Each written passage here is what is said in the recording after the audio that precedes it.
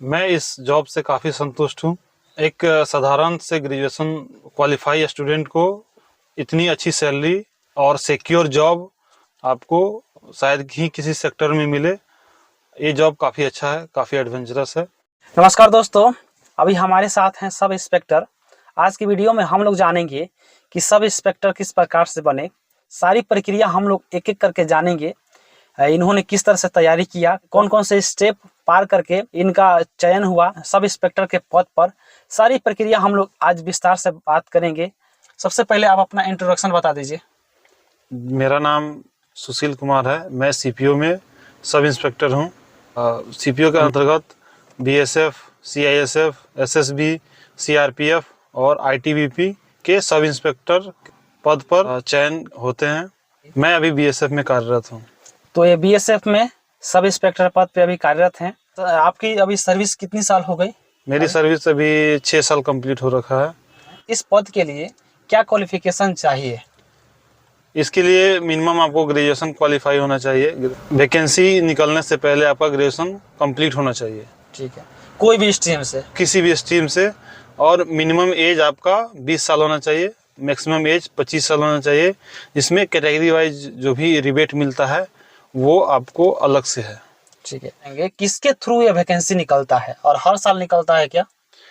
यह vacancy CPO का SSC के थ्रू आता है, स्टाफ सिलेक्शन कमीशन, और ये हर साल निकलता है। जिसमें आपको सब इंस्पेक्टर और एक सीआईएसएफ में असिस्टेंट सब इंस्पेक्टर का वैकेंसी इसमें निकलता है। इसमें हर वर्ष लगभग आपको 1000 से लेकर 4000 तक वैकेंसी निकलता है सब इंस्पेक्टर और असिस्टेंट सब इंस्पेक्टर के लिए। लास्ट 2022 का वैकेंसी आपको 4000 के करीब आया था, 4003 पोस्ट आया था जी। जिसमें दिल्ली पुलिस का सब इंस्पेक्टर भी शामिल है। इसमें आपको एक प्री होता है, 200 नंबर का प्री होता है, जिसमें 50-50 नंबर का मैथ, रीजनिंग, जीके जीएस और इंग्लिश। कितना नंबर का रहता है? 50-50 नंबर का होता है सभी का। सभी का 50-50, यानी टोटल कितना? 200? टोटल 200 नंबर का होता है। इसके बाद इसका 200 नंबर का केवल इंग्लिश का मेंस होता है। उसके बाद फिजिकल और मेडिकल होता है। पहले 2015 से पहले इसमें इंटरव्यू था। 2015 में इंटरव्यू हुआ, 2016 के बाद से इसको इंटरव्यू हटा दिया गया इसमें। तो आपने कहाँ से तैयारी की इसकी? मैं पटना में रहता था, लगभग 4 साल तक पटना में रहा, जिसमें ग्रेजुएशन के बाद मुझे 2 चांस मिला। मैं दूसरे चांस में क्वालिफाई कर गया था। फर्स्ट चांस में मुझे 5 या 6 नंबर से मैं छूट गया था, लेकिन सेकेंड चांस में मैं क्वालिफाई कर गया।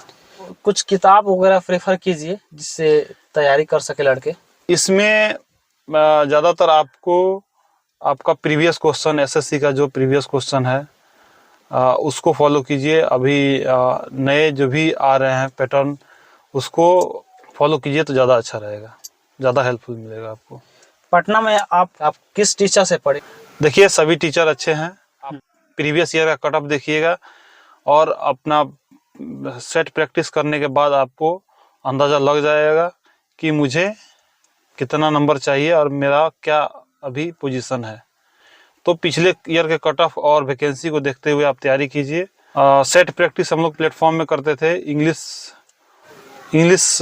शिक्षक का नाम अभी याद नहीं आ रहा है, 5-6 साल हो गया लगभग। तो बट आप एक्सपीरियंस टीचर से पढ़िएगा तो आपके लिए ज़्यादा बेनिफिट होगा। इसके प्री एग्जाम में 200 नंबर का, जिसमें से 50 नंबर का मैथ, रीजनिंग, इंग्लिश और जीके जीएस रहता है। इसके मेंस एग्जाम केवल 200 नंबर का इंग्लिश का होता है। उसके बाद फिजिकल एग्जाम होता है। फिजिकल में आपको 1600 मीटर की रनिंग। हाइट कितनी चाहिए? हाइट इसके लिए मिनिमम हाइट आपको 170 सेंटीमीटर होना चाहिए, जिसमें से एसटी और आपको SC/ST के लिए? एससी के लिए नहीं, केवल एसटी के लिए। सिर्फ ST के लिए? केवल एसटी के लिए 165 सेंटीमीटर चाहिए। पहाड़ी के लिए आपको 165 सेंटीमीटर की जरूरत होती है, मिनिमम होना चाहिए। फिजिकल टेस्ट जो होता है, तो फिजिकल टेस्ट में इसके रनिंग बता दीजिए और क्या प्रोसेस होता है उसमें? फिजिकल टेस्ट में आपको पहले PST होता है, फिजिकल स्टैंडर्ड टेस्ट, जिसमें से आपको हाइट, चेस्ट, हाइट 170 सेंटीमीटर और एसटी और हिल्स एरिया के लोगों के लिए 165 सेंटीमीटर और चेस्ट जिसमें से आपको बिना फुलाए 80 सेंटीमीटर, फुलाने के बाद 85 सेंटीमीटर होना चाहिए।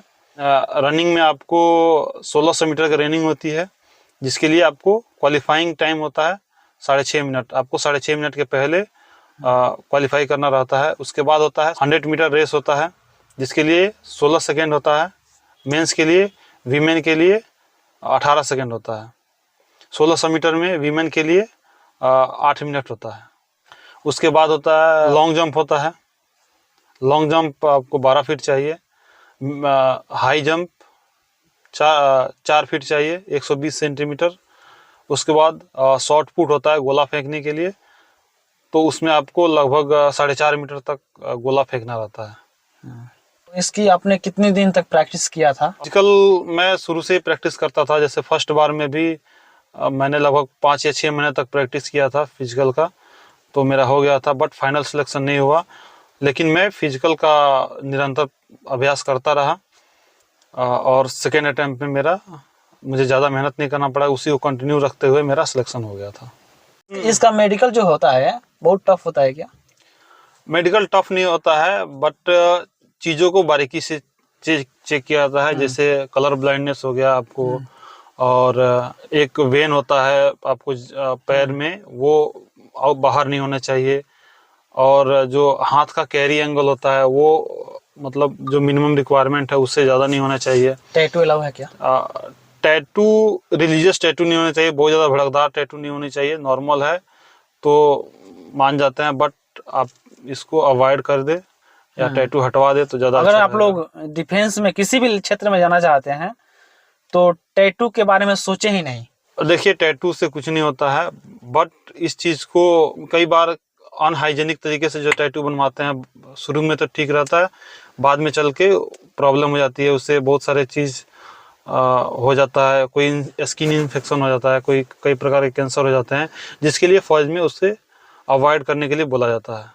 इन सभी चीज़ों के बाद प्री और मेंस का जो भी ऑब्टेन मार्क्स होता है उसके हिसाब से फिर फाइनल कट ऑफ बनाया जाता है।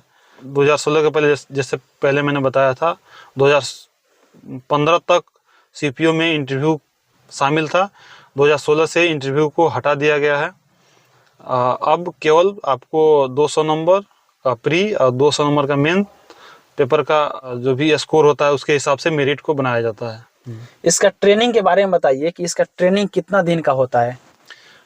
इसमें आपको लगभग 48 वीक का ट्रेनिंग होता है, जिसमें से आपको 1 वीक शुरू का काउंट नहीं होता है, जिसे 0 वीक कहा जाता है।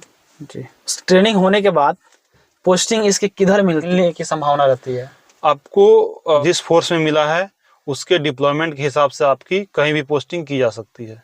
जैसे आपका बीएसएफ मिला है तो आपका कहाँ कहाँ चांस है कि उधर ही आपको जॉब मिले रहेगा? देखिए, बीएसएफ का डिप्लॉयमेंट बांग्लादेश बॉर्डर और पाकिस्तान बॉर्डर के लिए है, तो उसमें आपको कहीं भी भेजा जा सकता है।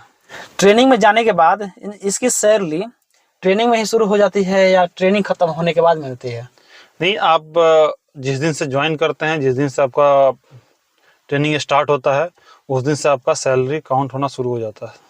और ट्रेनिंग में ही मिलता है कि ट्रेनिंग के बाद आपको मिलता है? ट्रेनिंग में ही मिलता है। शुरू के आपको मे बी 2 या 3 महीने सैलरी ना मिले, क्योंकि पेपर वर्क में थोड़ा टाइम लगता है, लेकिन उसके बाद से 2 या 3 महीने के बाद से आपको सैलरी पर मंथ आना शुरू हो जाता है। नए जो लड़के ज्वाइन करेंगे उनको पहली सैलरी किस प्रकार से मिलेगी, कितने मिलेगी पर मंथ? देखिए, सैलरी बेसिक डीए और बहुत सारे वहाँ के जो भत्ता है उसको मिला के बनता है। फिर भी मिनिमम आपको सीपीओ में 40 से 45 हज़ार से स्टार्ट होता है। जैसा कि आपने शुरुआत में ही कहा है कि मेरा सर्विस अभी तक 6 साल पूरा हो गया है, तो इस 6 साल में आप बताइए कि ये क्या आप इस जॉब से संतुष्ट हैं? मैं इस जॉब से काफ़ी संतुष्ट हूँ। एक साधारण से ग्रेजुएशन क्वालिफाई स्टूडेंट को इतनी अच्छी सैलरी और सिक्योर जॉब आपको शायद ही किसी सेक्टर में मिले। ये जॉब काफ़ी अच्छा है, काफ़ी एडवेंचरस है। आपको जॉब के दौरान रहते ही और पूरे भारत में आपको घूमने का मौका मिलेगा, आपको अलग अलग जगह देखने का मौका मिलेगा। हमारे साथ थे सुशील कुमार, जो बीएसएफ में सब इंस्पेक्टर पद पे कार्यरत हैं। इस वीडियो से आप लोग को एक मार्ग मिल जाएगा जिससे आप अपनी तैयारी शुरू कर सकते हैं। मिलते हैं नई वीडियो में। जय हिंद। कोई क्वेरी हो तो कमेंट बॉक्स में कमेंट करें, आपके सवालों का जवाब देने का प्रयास किया जाएगा। जय हिंद। जय हिंद।